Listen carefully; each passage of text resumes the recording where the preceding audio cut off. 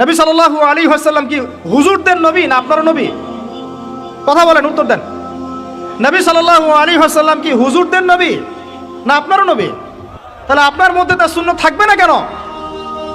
আপনার চেহারায় দাড়ি নাই কেন? আপনার প্যান্টটা টাকনুর নিচে কেন?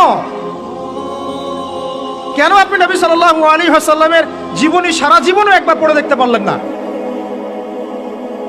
নবী সাল্লাল্লাহু আলাইহি ওয়াসাল্লাম 23 বছর আপনার আমার জন্য কষ্ট করেছেন, মানুষের মার খেয়েছেন, গাল খেয়েছেন, তাকে 15 বার হত্যা করার চেষ্টা করা হয়েছে, তাকে দেশ থেকে বের করে দেওয়া হয়েছে, গলায় দড়ি পেঁচিয়ে টান দেওয়া হয়েছে, পিঠের মধ্যে উঠে নাড়ি ভুড়ি চাপানো হয়েছে, দাঁত দাঁত ঘুষি মেরে দাঁত ফেলে দেওয়া হয়েছে, মাথা ফাটিয়ে দেওয়া হয়েছে, পা ভেঙে দেওয়া হয়েছে। কাদের জন্য? তার জন্যে।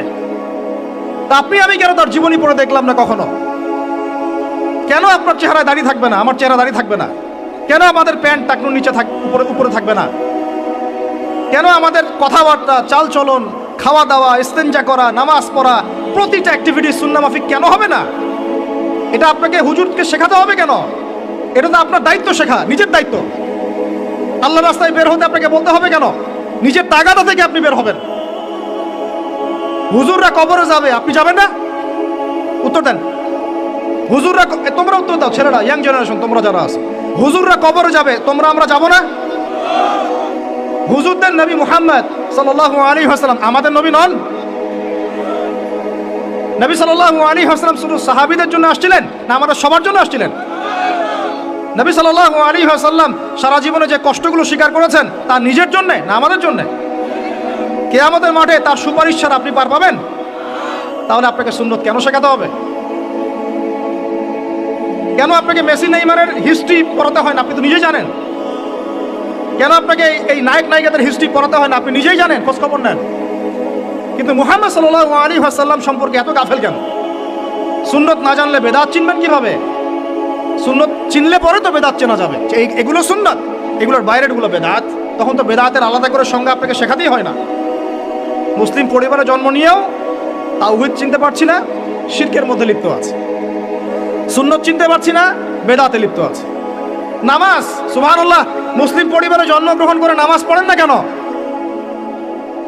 নামাজ কি হুজুরদের উপর ফরজ? বলেন। আপনার বয়স কি 10 বছরের নিচে?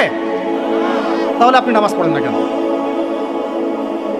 ফরজ মানে কি? আপনি ইচ্ছা হইলে করলেন, ইচ্ছা হইলে করবেন না, নাকি? এটা ফরজ? ফরজ হয়তো বোঝেন। ফরজ কি? ওই যে প্রত্যেক রাতে যে মেয়ের সাথে খষ্টি নষ্টি না করলে আপনার ঘুম হয় না, ওইটা হচ্ছে ফরজ। স্কুলে কলেজে গিয়ে মেয়েদের সাথে অ্যাফেয়ার্স করা, ডেটিং করা, এই পাবজি খেলা, আমাদের সবার উপর এখন ইউটিউবিং, ফেসবুকিং ফরজ। ফরজ বুঝেন, এইভাবে বোঝেন, এগুলো হচ্ছে ফরজ আপনার উপরে। তো সালাত, হাইয়া আলা সালাত প্রত্যেক দিন আপনার কানে যায়, কেন সালাতে আসেন না? হাইয়া আলাল ফালাহ আপনার আমার কানে যায়, কেন সালাতে আসেন না? কখন সালাতে আসবেন? ছোট ভাইরা কখন সালাতে আসবেন? যখন আপনার বয়স হবে 50, ওই সময় এসে প্রথম কাতারে চেয়ার নিয়ে দৌড়াদৌড়ি করবেন। আমরা যখন মসজিদে যাই, প্রথম কাতারগুলোতে প্রথম 2টা কাতার থাকে বয়স্করা, বৃদ্ধরা, যুবকরা নাই। আর ওই সময় চেয়ার নিয়ে মারামারি, কারণ এখন তো সেজদা দেওয়ার মতো শরীরে ক্ষমতা নাই। আর কে আগে চেয়ার দখল করতে পারে, ওই হচ্ছে প্রতিযোগিতা। তখন আমরা কি ওই সময়ের জন্য অপেক্ষা করছি? সুবহানাল্লাহ। নামাজ পড়লে কি আপনি জঙ্গি হয়ে যাবেন? নামাজ পড়লে আপনি কি মানবতা বিরোধী অপরাধী হয়ে যাবেন? এই ফাইজলামি মার্কে কথাবার্তা যারা বলবে, সমাজ থেকে বয়কট করে দিবেন আর সামাজিক প্রতিবাদ গড়ে তুলবেন। এই শব্দগুলো সস্তা করতে করতে যাকে তাকে যা ইচ্ছা তাই বলে বেড়াচ্ছে।